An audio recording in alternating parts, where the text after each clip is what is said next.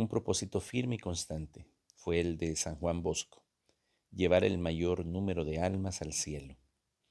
Siempre cultivó en su corazón y puso por encima de todo la salvación eterna de aquellos que encontraba en las calles o llamaban a su puerta.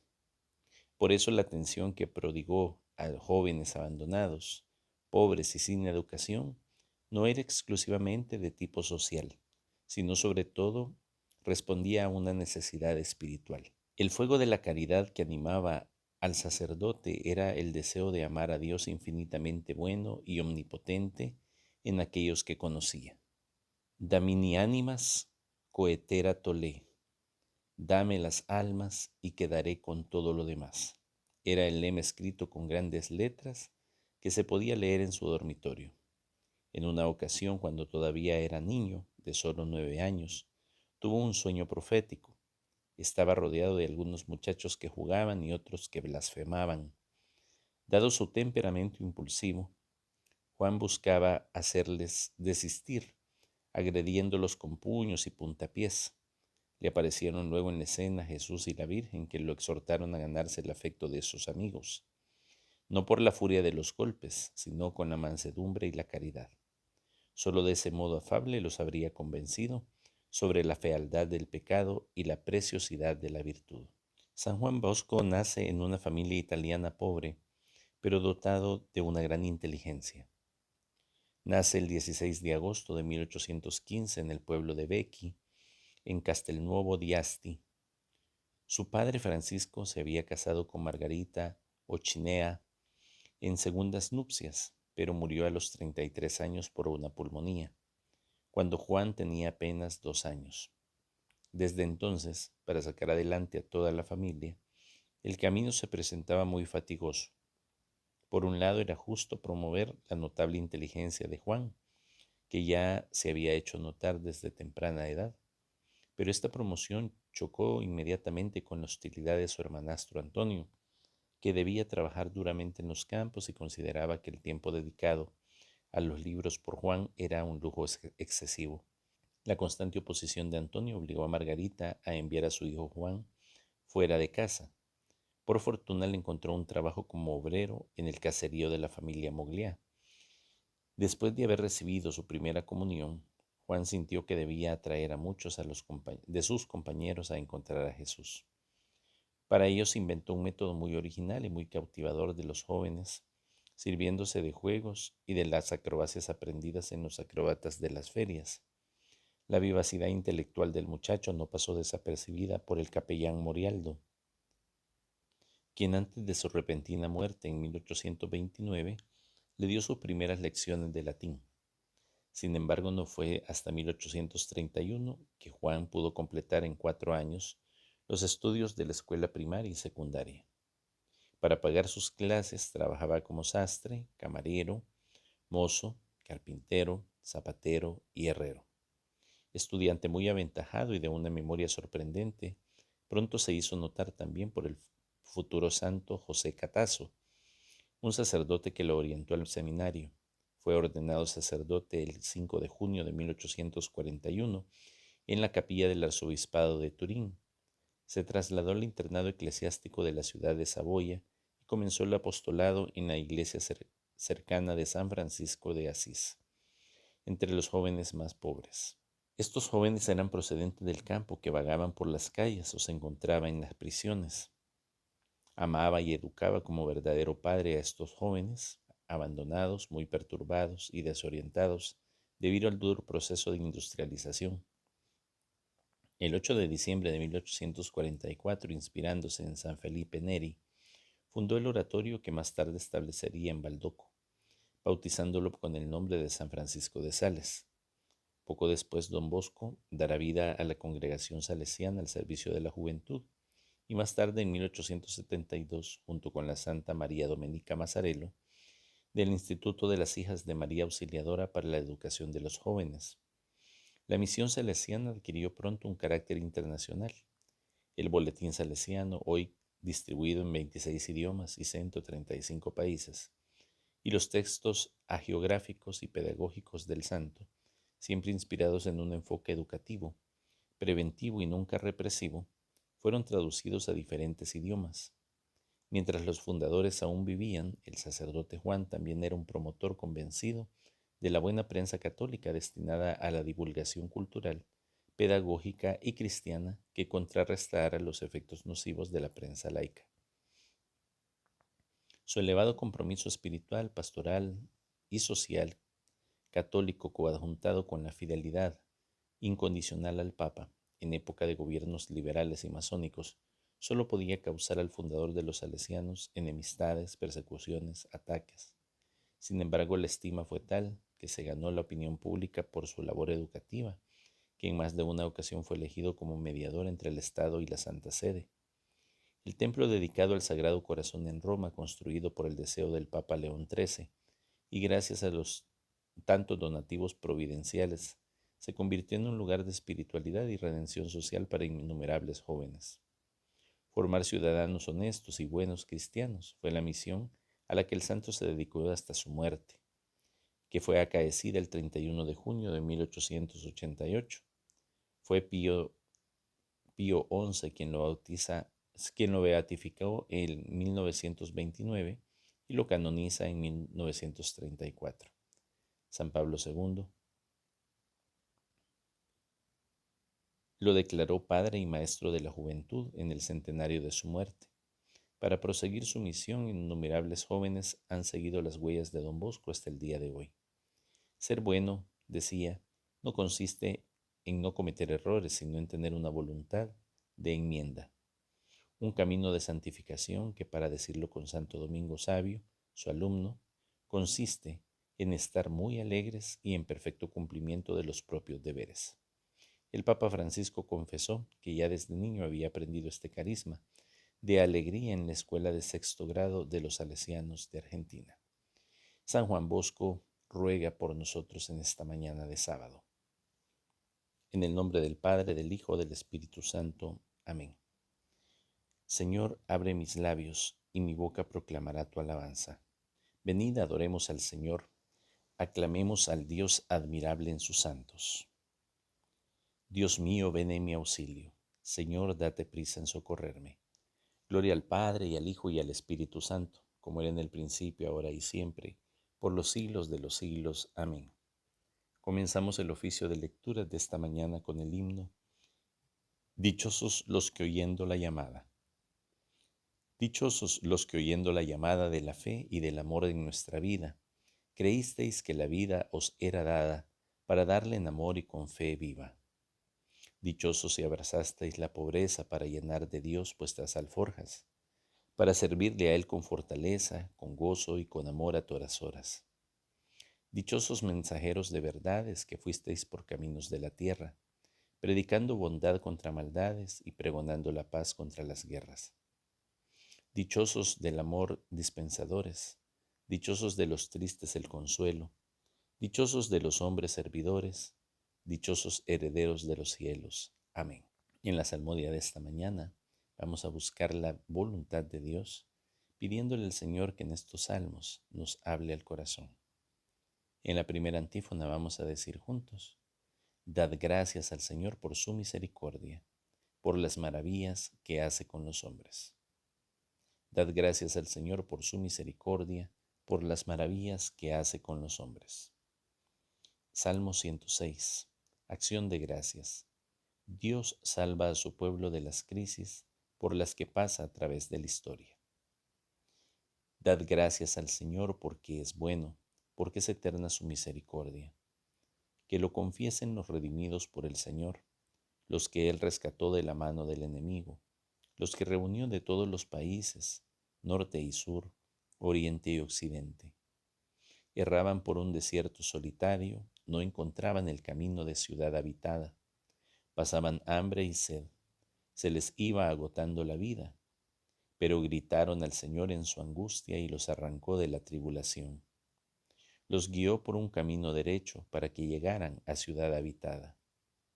Den gracias al Señor por su misericordia, por las maravillas que hace con los hombres. Calmó el ansia de los sedientos y a los hambrientos los colmó de bienes. Yacían en oscuridad y tinieblas, cautivos de hierros y miserias, por haberse rebelado contra los mandamientos, despreciando el plan del Altísimo. Él humilló su corazón con trabajos, sucumbían y nadie los socorría, pero gritaron al Señor en su angustia y los arrancó de la tribulación. Los sacó de las sombrías tinieblas, arrancó sus cadenas. Den gracias al Señor por su misericordia, por las maravillas que hace con los hombres. Destrozó las puertas de bronce, quebró los cerrojos de hierro. Estaban enfermos por sus maldades, por sus culpas eran afligidos. Aborrecían todos los manjares y ya tocaban las puertas de la muerte, pero gritaron al Señor en su angustia y los arrancó de la tribulación. Envió su palabra para curarlos, para salvarlos de la perdición. Den gracias al Señor por su misericordia, por las maravillas que hace con los hombres. Ofrézcanle sacrificios de alabanza y cuenten con entusiasmo sus acciones. Gloria al Padre, y al Hijo, y al Espíritu Santo, como era en el principio, ahora y siempre, por los siglos de los siglos. Amén. Dad gracias al Señor por su misericordia, por las maravillas que hace con los hombres. Antífona segunda. Digamos al Señor: contemplaron las obras de Dios y sus maravillas. Salmo 106, segunda parte. Entraron en naves por el mar, comerciando por aguas inmensas. Contemplaron las obras de Dios, sus maravillas en el océano. Él habló y levantó un viento tormentoso que alzaba las olas a lo alto. Subían al cielo, bajaban al abismo. Su vida se marchitaba por el mareo. Rodaban, se tambaleaban como ebrios. No les varía su pericia, pero gritaron al Señor en su angustia y los arrancó de la tribulación. Apaciguó la tormenta en suave brisa y enmudecieron las olas del mar. Se alegraron de aquella bonanza y Él los condujo al ansiado puerto. Den gracias al Señor por su misericordia, por las maravillas que hace con los hombres. Aclámenlo en la asamblea del pueblo, alábenlo en el consejo de los ancianos.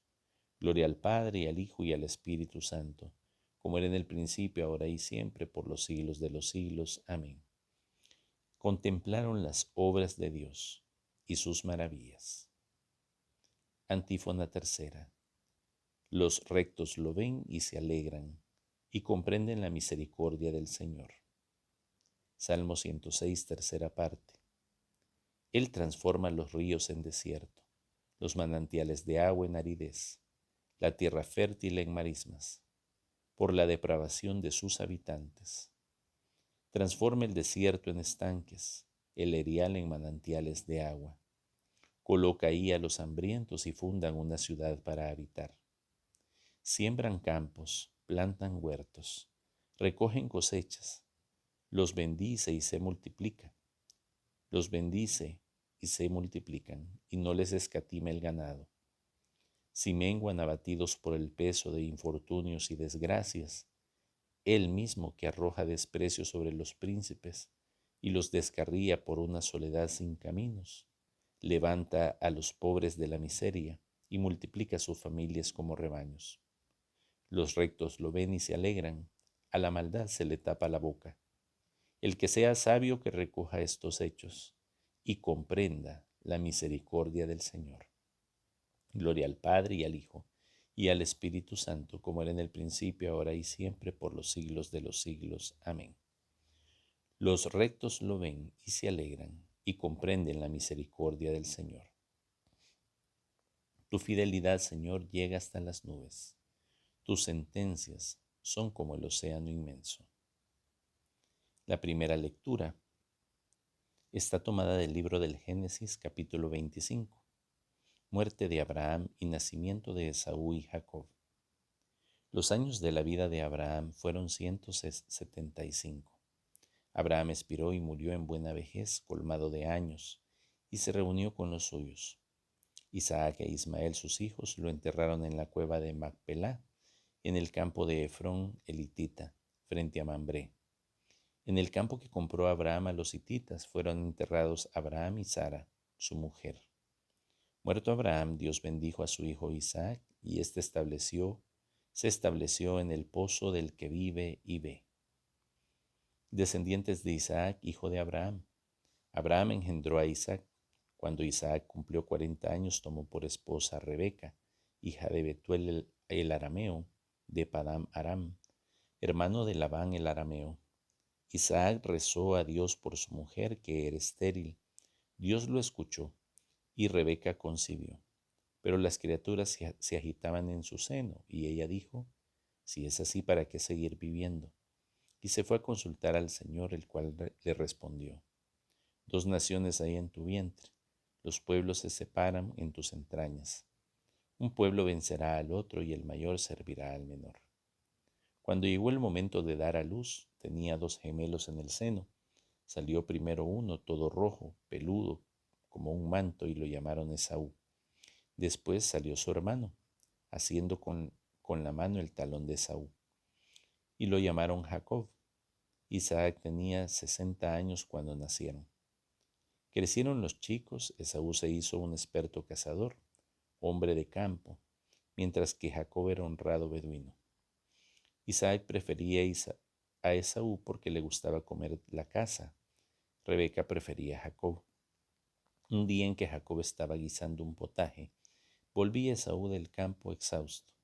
Esaú dijo a Jacob, dame un plato de esa cosa roja, pues estoy agotado. Por eso se llama Edom, que quiere decir rojo. Jacob le contestó, si me lo pagas con derechos de primogénito. Esaú dijo, ya me voy a morir. ¿Qué me importan los derechos de primogénito? Jacob le dijo, júramelo primero. Y él se lo juró, y vendió a Jacob los derechos de primogénito. Entonces Jacob dio a Esaú pan y potaje de lentejas.